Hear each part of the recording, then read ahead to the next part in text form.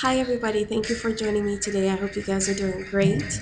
I'll be reading from the book of Hebrews 11, all of it. So I hope this will be a blessing to you guys. Remember, always let the Holy Spirit guide you into understanding the word. I hope this would definitely fortify you today, whatever it is that you're going through. Now, faith is being sure of what we hope for and certain of what we do not see. This is what the ancients were commended for.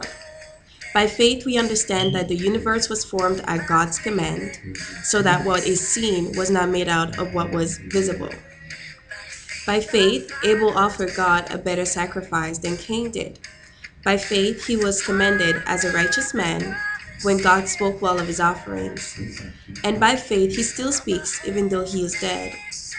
By faith, Enoch was taken from this life so that he did not experience death. He could not be found because God had taken him away.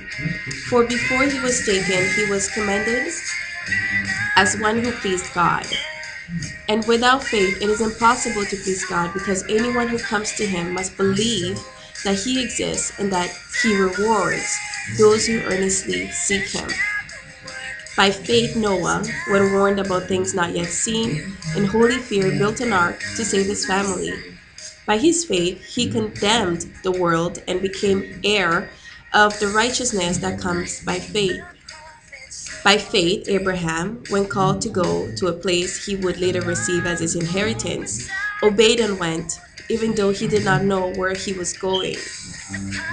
By faith, he made his home in the promised land, like a stranger in a foreign country. He lived in tents, as did Isaac and Jacob, who were heirs with him of the same promise. For he was looking forward to the city with foundations, whose architect and builder is God.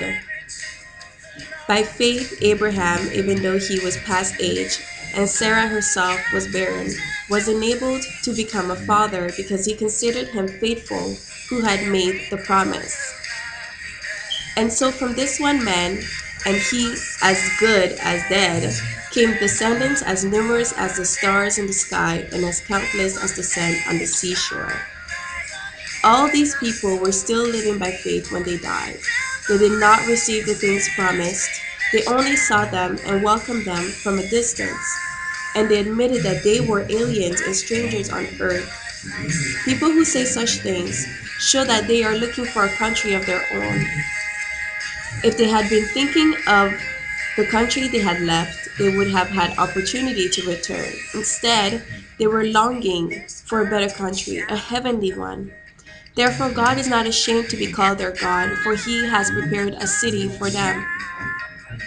By faith, Abraham, when God tested him, offered Isaac as a sacrifice. He who had received the promise was about to sacrifice his one and only son, even though God had said to him, "It is through Isaac that your offspring will be reckoned." Abraham reasoned that God could raise the dead, and figuratively speaking, he did receive Isaac back from death. By faith, Isaac blessed Jacob and Esau in regard to their future. By faith, Jacob, when he was dying, blessed each of Joseph's sons and worshipped as he leaned on the top of his staff. By faith, Joseph, when his end was near, spoke about the exodus of Israelites from Egypt and gave instructions about his bones. By faith, Moses' parents hid him from 3 months after he was born, because they saw he was no ordinary child, and they were not afraid of the king's edict. By faith, Moses, when he had grown up, refused to be known as the son of Pharaoh's daughter. He chose to be mistreated along with the people of God rather to enjoy the pleasures of sin for a short time. He regarded disgrace for the sake of Christ as a greater value than the treasure of Egypt, because he was looking ahead to his reward. By faith he left Egypt, not fearing the king's anger. He persevered because he saw him who is invisible. By faith he kept the Passover and the sprinkling of blood, so that the destroyer of the firstborn would not touch the firstborn of Israel.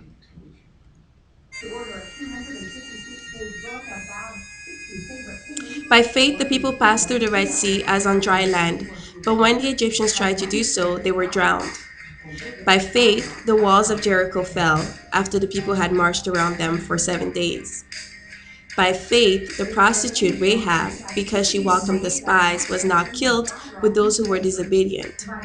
And what more should I say?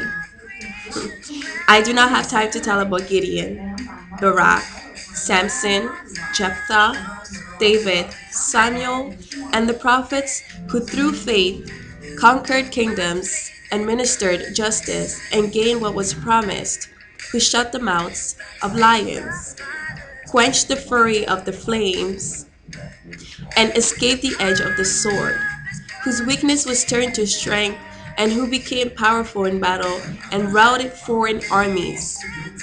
Women received back their dead, raised to life again. Others were tortured and refused to be released so that they might gain a better resurrection. Some faced jeers and flogging, while still others were chained and put in prison. They were stoned, they were sawn in two, they were put to death by the sword. They went about in sheepskins and goatskins, destitute, persecuted, and mistreated. The world was not worthy of them. They wandered in deserts and mountains and in caves and holes in the ground. These were all commended for their faith. I repeat, these were all commended for their faith, yet none of them received what had been promised. God had planned something better for us so that only together with us would they be made perfect. I can't add anything else to this word. It's so powerful. And I hope this has been a blessing to you guys. Remember, walk by faith. God bless you.